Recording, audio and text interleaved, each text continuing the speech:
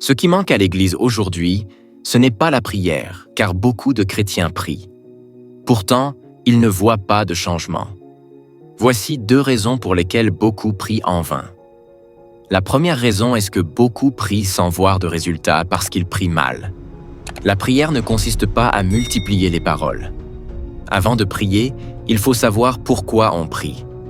Prier de longueur édifie, mais si les prières qu'on fait ne sont pas ciblées, rien ne changera.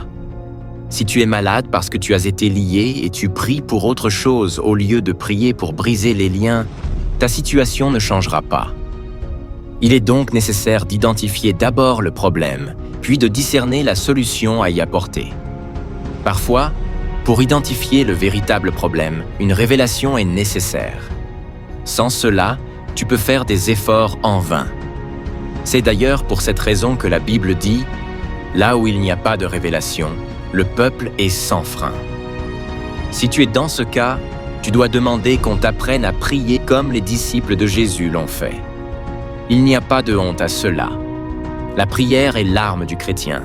Si tu ne sais pas prier, jamais tu ne verras les promesses de Dieu s'accomplir dans ta vie.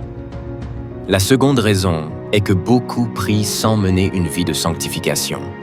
Or, sans la sanctification, aucune prière ne peut être efficace.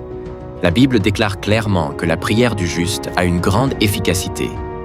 Si tu veux donc être exaucé, tu dois respecter ces principes. Premièrement, vivre dans la sanctification.